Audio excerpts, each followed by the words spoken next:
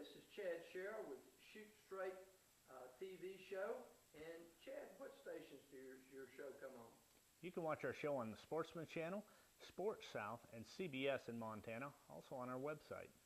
Okay, Chad, if a fellow's coming from the east and he's coming on his first Western hunt, how does he pick a guide? Give us 5 tips for picking a guide for a Western hunt. The first thing that I tell people is find the species you want to hunt and what you can afford. For example, elk hunts can run anywhere as low as $3,000 in upwards over $20,000. Mule deer, they can start off in that same price range and go anywhere from $7,000 to $10,000, averaging more around $4,000 to $5,000 on average. Whitetails, so on and so forth. We can go on and on. So find out what you can afford. You may say, hey, I can only do an antelope hunt. You can find reasonable price antelope hunts, usually around $1,500 to $2,500. So see what you can afford.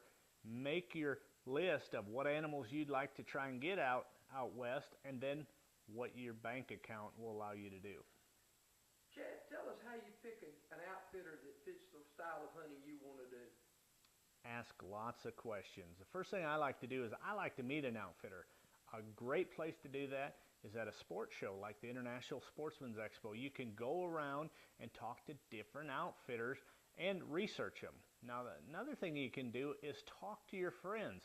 Find people that have went on these hunts and hunted with these outfitters. And another great tool is outdoor television. For example, on our show, you can watch the hunt we go on and meet the outfitter essentially right there in your living room.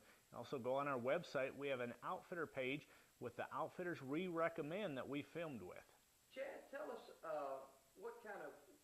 tell us the third thing that you need to consider if you're going to plan a Western hunt. This is very important. Check the outfitter's references. Now realize when they give you a reference list, they're going to give you the most happy clients that they've had over the last several years. You do the same thing.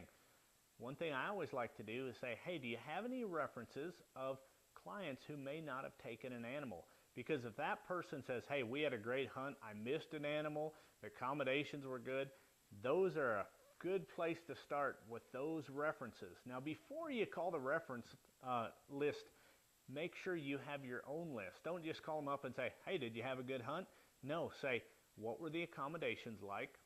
If it was a 5-day hunt, what day did you take your animal on? Hey, this guy may have came in there the first day, took a world-class animal, and that was the only animal taken all week.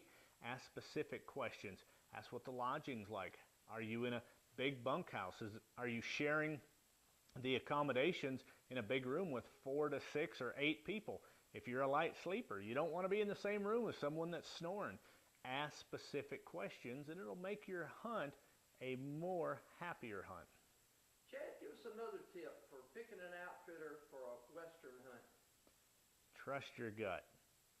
I always tell people when you're talking to an outfitter on the phone and you'll get a good gut feeling for them, and if you meet them in person, ask them questions. Ask them questions that are important to you. Say, how much time are we in vehicles? How are we right in the area where we're hunting? Is it public land? Is it private land?